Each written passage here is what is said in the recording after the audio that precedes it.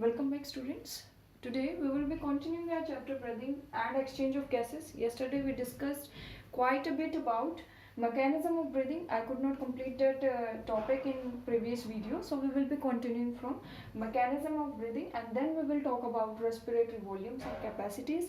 After that, if we get enough space and time, then we will be discussing about the uh, transportation of gases and various factors which affect diffusion of these two gases during breathing. Okay, so let us start. Mechanism of breathing, the very first thing that takes place is inspiration, means you inspire out. आप हवा को बाहर कैसे निकाल रहे हो? तो बेटा कुछ चीज़ें हैं जो इस चीज़ के लिए रिस्पॉन्सिबल हैं. For example your diaphragm, it is a membranous structure present which separates or which provides partition from thoracic cavity and abdominal cavity. आपके दोनों कैविटीज के बीच में पार्टीशन का काम करता है डायफ्राग्राम. एक मेम्ब्रेनस स्ट्रक्चर है. यू हैव रिब्स, और रिब्स के ऊपर बेटा मसल्स की लेयर है. इन मसल्स में इंटरकोस्टल और एक्सटर्नल कोस्टल मसल्स हैं जो कि आपके रिब्स के मूवमेंट को, मतलब रिब्स का वॉल्यूम इंक्रीज और डिक्रीज करने को हेल्प करती हैं. अगर देखो आपका रिब्स का वॉल्यूम बेटा इंक्रीज डिक्रीज करेगा तो उसके साथ साथ आपके जो लंग्स हैं उसके भी स्पेस इंक्रीज और डिक्रीज करेगी. हमारे जो लंग्स हैं बेटा ये 3D स्ट्रक्चर है, ठीक है, 3 डायमेंशनल है. 3 डायमेंशनल होने का मतलब है कि बेटा जब आप वॉल्यूम की बात करते हो तो वॉल्यूम की बात आप 3D डायमेंशंस में करोगे, 3D में करोगे. यानी कि आपके लंग्स ऐसे भी एक्सपेंड करें और ऐसे भी एक्सपेंड करें. They will expand on X axis also and they will expand on Y axis also. तो अभी डिस्कस करेंगे कि ये कैसे हो रहा है. चलिए, आपका जो डायफ्राग्राम है ये बेटा जब रिलैक्स स्टेट में होता है तो ये बिल्कुल फ्लैट होता है, and when it is contracted it rises upwards. अगर डायफ्राग्राम अपवर्ड्स राइज करेगा तो बेटा रिब्स जो आपका थोरेसिक कैविटी है ना, इसका वॉल्यूम जो है वो कम हो जाएगा. थोरेसिक कैविटी का वॉल्यूम कम होगा यानी कि जो लंग्स के अंदर प्रेशर बिल्डअप है वो ज़्यादा हो जाएगा. मान लो ये एक रूम है, इसके अंदर मैंने बलून्स रख रखे हैं बेटा. अगर मैं वॉल्स को मूव करूंगी एक दूसरे की तरफ तो प्रेशर इंक्रीज होगा और वॉल्यूम डिक्रीज होगी, ठीक है. मान लो बलून में पानी है, मैंने बलून की वॉल्स को प्रेस किया तो बेटा क्या होगा, प्रेशर वॉल्यूम तो डिक्रीज हो गया क्योंकि मैंने स्पेस नैरो कर दी, और जो अंदर चीज़ें हैं वो ज़्यादा हैं तो वो उनका प्रेशर ऑटोमेटिकली इंक्रीज हो जाएगा. It is related to some law, PV something. ये आप फिजिक्स में पढ़ेंगे and you can consult Mamata ma'am for this. चलिए, तो जैसे ही आपका डायफ्राग्राम कॉन्ट्रैक्ट होता है यानी कि it rises upwards, there is increase in volume of thoracic chamber. आपका जो थोरेसिक चैम्बर है बेटा इसके वॉल्यूम में इंक्रीज हो जाता है. Contraction of external intercostal muscles lift up ribs. जो आपकी एक्सटर्नल कोस्टल मसल्स हैं जो रिब्स को अटैच करती हैं ये कॉन्ट्रैक्ट करती हैं, जिसकी वजह से जो रिब केज है वो फैल जाता है, ठीक है. तो एक्सटर्नल इंटरकोस्टल मसल्स जब आपकी कॉन्ट्रैक्ट करेंगे तो आपका रिब केज राइज हो जाएगा, वो फैल जाएगा, and it lift up the ribs and sternum. ये आगे का पोर्शन जो है आपका ये इस तरह से राइज अप हो जाएगा. Sternum causing increase in volume of thoracic chamber and thoracic chamber in dorsoventral axis. देखो क्या कह रहा है कि जैसे ही आपकी एक्सटर्नल कोस्टल मसल्स ये कॉन्ट्रैक्ट करेंगी तो बेटा किसी चीज़ को पीछे की तरफ से दबाओगे तो वो आगे की तरफ से एक्सपेंड हो जाएगी. यानी कि ये बोल रहा है कि ये नॉर्मल है, ये नॉर्मल रिब केज है आपका, ठीक है. ये इधर एक्सटर्नल कोस्टल मसल्स हैं जो कि एक दूसरे को बैंड लाइक स्ट्रक्चर को दोनों रिब्स को जोड़े हुए हैं, यानी कि इसका पॉइंट यहाँ कहीं जुड़ा हुआ है रिब्स के बीच में. जब ये आपस में कॉन्ट्रैक्ट करती हैं, जब पीछे की एल्बोज की तरफ से करेंगे कॉन्ट्रैक्ट तो बेटा आगे वाला पोर्शन खुल जाएगा. तो इसी वजह से क्या होता है, जो आपका रिब केज है और आपका स्टर्नम है ये फैल जाएगा, ठीक है. इसके फैलने से क्या होगा बेटा, जो आपका थोरेसिक चैम्बर है उसका वॉल्यूम इंक्रीज कर गया. ऑफ कोर्स ये चैम्बर जो है कैविटी बड़ी हो जाएगी आपकी. चैम्बर में जब वॉल्यूम का इंक्रीज होता है तो वॉल्यूम का हमेशा बेटा नेगेटिव इम्पैक्ट जाता है. These are inversely proportional to each other. तो वॉल्यूम का इंक्रीज होने पे जो प्रेशर है वो कम हो जाएगा, ठीक है. वॉल्यूम बढ़ेगा तो प्रेशर कम हो जाएगा. प्रेशर कम होने की वजह से मूवमेंट होगी, डिफ्यूजन होगा. यहाँ डिफ्यूजन की बात नहीं करेंगे, यहाँ मूवमेंट की बात करेंगे. अब देखो जो आपके लंग्स हैं, जो आपकी पल्मोनरी कैविटी। अच्छा, पल्मोनरी कैविटी से आपको ये समझना है कि पल्मोनरी कैविटी का मतलब है कि लंग्स के अंदर जो कैविटी है, ठीक है। पल्मोनरी टर्म कहीं भी आएगी आपको ये ध्यान में रखना है कि we are talking about lungs. तो पल्मोनरी कैविटी के अंदर जब आपका प्रेशर डिक्रीज कर गया है और एटमॉस्फेरिक प्रेशर ज़्यादा है, तो बेटा ऑटोमेटिकली गैसेस मूव करेंगी नेसल पैसेज के थ्रू आपके लंग्स में, ठीक है। फिर इससे अपोजिट एक्शन होता है, ठीक है। इससे अपोजिट एक्शन होगा, देखो, increase in pulmonary volume decreases the interpulmonary pressure to less than air pressure, hence there is inflow of gases। Gases का इनफ्लो हो जाता है क्योंकि प्रेशर जो लंग्स के अंदर मौजूद है वो कम है, किससे? आपके एटमॉस्फेरिक प्रेशर ऑफ गैसेस से। इसके अपोजिट क्या होता है बेटा, यहाँ एक्सटर्नल कोस्टल मसल्स काम आई हैं, वहाँ डायफ्राग्राम रिलैक्स कर जाएगा, जिसकी वजह से थोरेसिक कैविटी डिक्रीज कर जाएगी। जो आपके लंग्स हैं, लंग्स का जो पल्मोनरी कैविटी वो इंक्रीज कर जाएगी। लंग्स के अंदर जो प्रेशर है गैसेस का वो इंक्रीज है, एटमॉस्फेरिक प्रेशर कम है, ग्रेडियंट जनरेट हो गया है, तो ऑटोमेटिकली आप एक्सेल करेंगे, आपकी एयर मूव करेगी from your pulmonary cavity to the atmosphere. I hope this is clear to you. Let's move to the next topic which is respiratory volumes and capacities.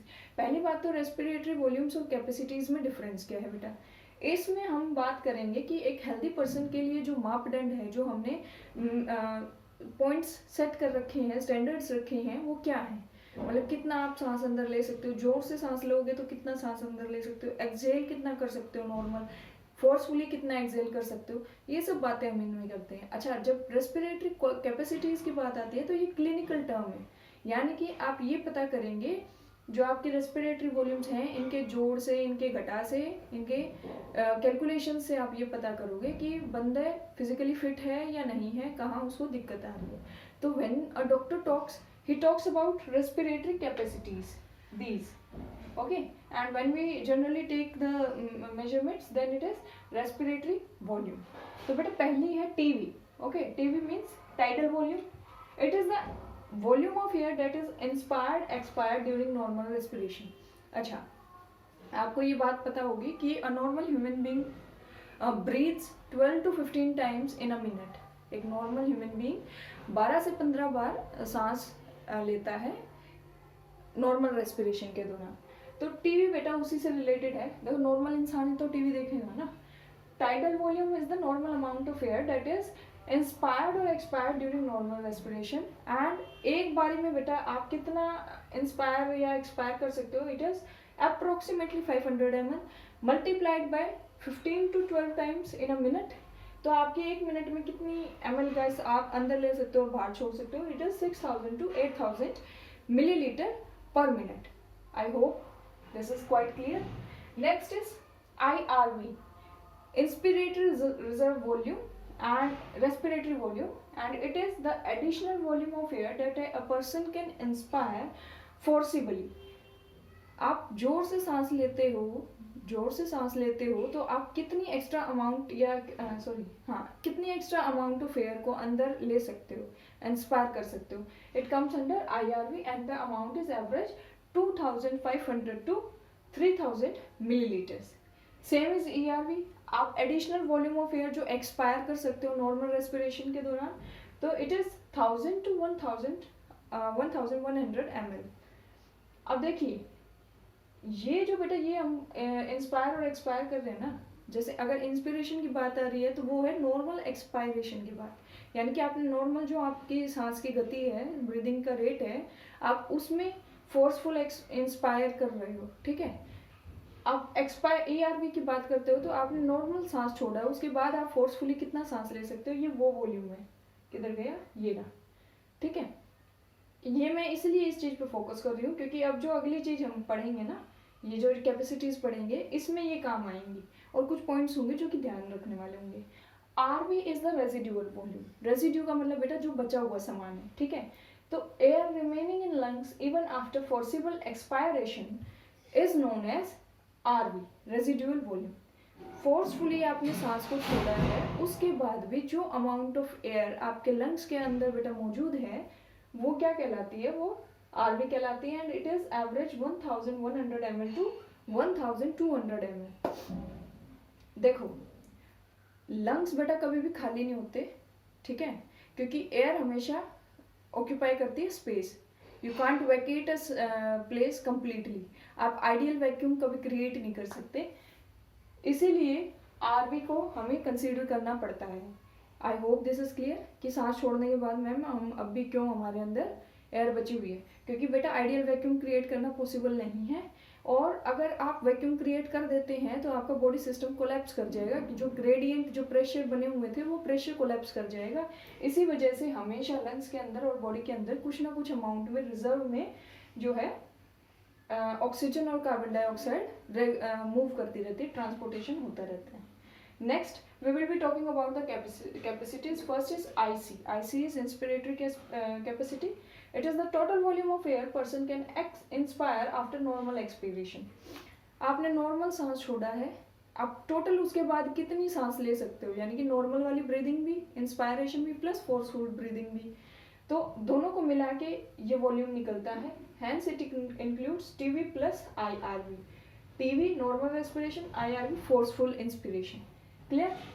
AC में भी बेटा यही है, inspire की जगह एक्सपायर आ जाएगा और IRV की जगह ERV आ जाएगा। इसको दोबारा से NCERT से पढ़ लेना, अदरवाइज आपको ये क्लियर नहीं होगी। जहाँ डाउट आए वीडियो को दोबारा से व्यू करना, और अगर फिर भी क्लियर ना हो देन यू कैन मैसेज मी।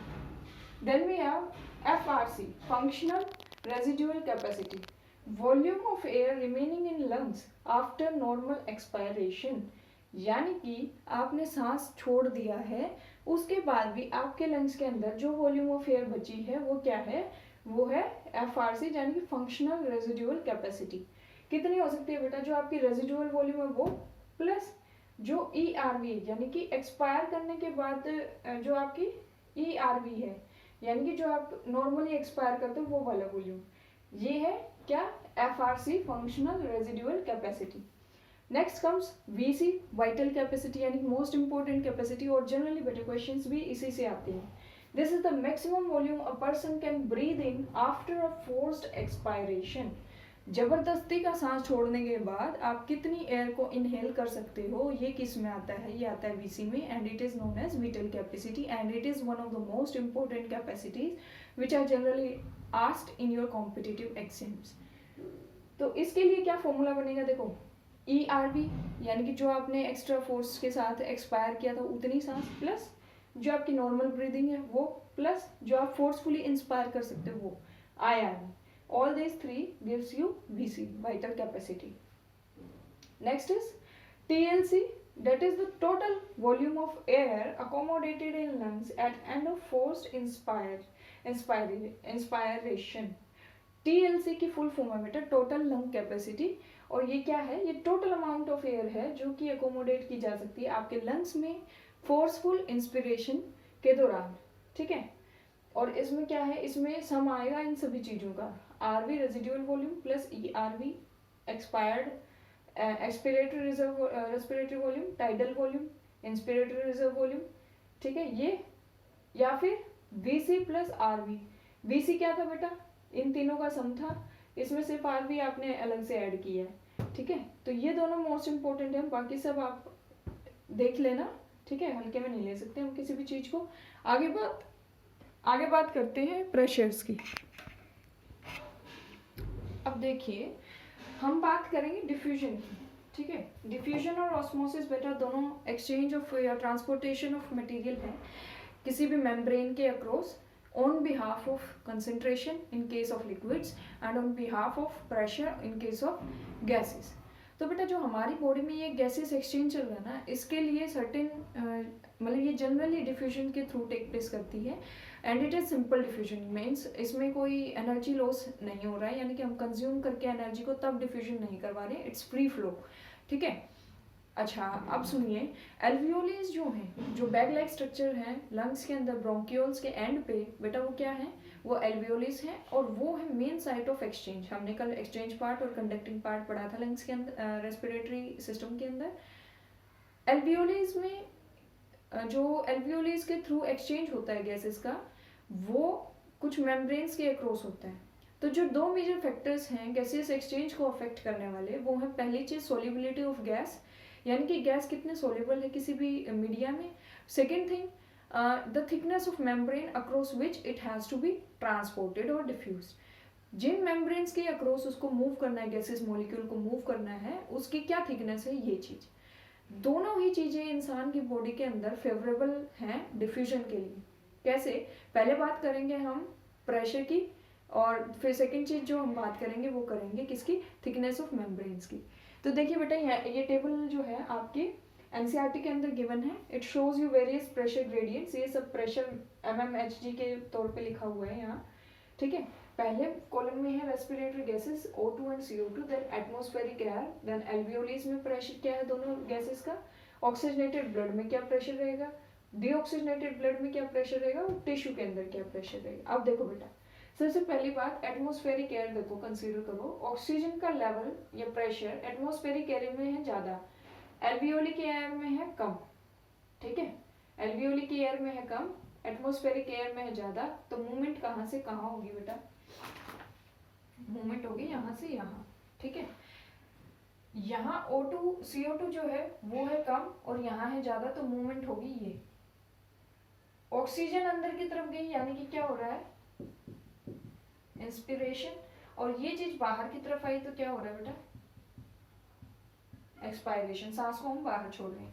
अब एल्वियोलीज में जब हम एल्वियोलीज के बाद जब हम ऑक्सीजनेटेड ब्लड और डीऑक्सीजनेटेड ब्लड को देखते हैं, तो देखो क्या हो रहा है, ऑक्सीजन यहाँ क्या है बेटा, ज़्यादा है, और ऑक्सीजनेटेड ब्लड में क्या है, 40 है। डीऑक्सीजनेटेड ब्लड में ऑक्सीजन कितनी है, 95। I think yes, this is wrong, this is deoxygenated and this is oxygenated, ठीक है। क्या हुआ है कि डीऑक्सीजनेटेड ब्लड में ऑक्सीजन का लेवल है कम, एल्वियोली में है ज्यादा, तो बेटा मूवमेंट कहाँ से कहाँ होंगी, एल्वियोली से ब्लड की तरफ होगी, ठीक है। यहाँ कार्बन की जो CO2 है उसकी प्रेशर है ज्यादा और यहाँ है कम, तो मूवमेंट कहाँ से कहाँ होगी, डीऑक्सीजनेटेड ब्लड से कार्बन डाइऑक्साइड जो है एल्वियोलीज के अंदर आ जाएगी, स्पेस में आ जाएगी। इतना क्लियर हुआ। अब देखो, ऑक्सीजनेटेड ब्लड में है 95 प्रेशर ऑक्सीजन का, और टिश्यू में है बेटा 40। प्रेशर यहाँ ज्यादा है, high pressure to low pressure जाएंगे, तो ऑक्सीजन ब्लड के अंदर से किधर चली जाएगी, टिश्यू के अंदर चली जाएगी। यहाँ कार्बन डाइऑक्साइड का प्रेशर ज्यादा है और यहाँ है कम, तो कार्बन डाइऑक्साइड टिश्यू को छोड़ के ऑक्सीजनेटेड जो ब्लड था उसमें आ जाएगी और क्या बना देगी, डीऑक्सीजनेटेड ब्लड बना देगी, जहां पे कि अब कार्बन डाइऑक्साइड का लेवल क्या हो जाएगा बेटा, 45 mmHg हो जाएगा, ठीक है। डीऑक्सीजनेटेड ब्लड से फिर आगे एक्सपायरेशन के थ्रू CO2 को हम रिलीज कर देंगे एटमॉस्फेयर के अंदर। आई होप दिस इज क्लियर, ठीक है। कुछ नहीं है, डिफिकल्टी कुछ नहीं है। हाँ, इसकी आप न्यूमेरिकल्स ये जो वैल्यू है बेटा इसको ध्यान से देख लीजिएगा, क्योंकि हो सकता है कि पेपर को टफ बनाने के लिए ये आपसे पूछ लिया जाए, ठीक है। अगर आप याद कर सकते हो तो it's well and good, otherwise you can skip this part. लेकिन आपको ये पता होना चाहिए कि ये मूवमेंट कैसे हो रही है, ठीक है, प्रेशर के बिहाफ पे। नेक्स्ट जो मैं बता रही थी आपको कि जो थिकनेस है मेम्ब्रेन की, तो बेटा ये स्ट्रक्चर जो है, ये सेक्शन जो है, ये क्या है, ये मैंने ड्रॉ किया है एल्वियोलर सैक, ठीक है। ये है मेम्ब्रेन, एल्वियोलो को लाइन करने वाली। यहाँ बीच में बेटा बेसमेंट मेम्ब्रेन मौजूद है, ठीक है। बेसमेंट सब्सटेंस या बेसमेंट मेम्ब्रेन मौजूद है, और ये जो दिखाई दे रही है ना आपको, ये पर्टिकुलर ट्यूब लाइक स्ट्रक्चर, ये है बेटा कैपिलरी। इसके थ्रू मैंने कैपिलरी को डिनोट किया है। इस कैपिलरी के अंदर क्या घूम रही है, आरबीसीज घूम रही है, सर्कुलेट हो पा रही है। देखो, this is endothelium of capillary, this is epithelial membrane of alveoli। और बेटा ये जो epithelial membrane है ना, ये सिर्फ 1 सेल थिक होती है, यानी सिर्फ एक सेल की मेम्ब्रेन है। ये एक सेल इस मेम्ब्रेन को लाइन अप करती है, और ये बीच में क्या आ गया बेटा, बेसमेंट मेम्ब्रेन। बेसमेंट मेम्ब्रेन दोनों को पास पास रखने का काम करती है, मीडिया ऑफ एक्सचेंज बनती है।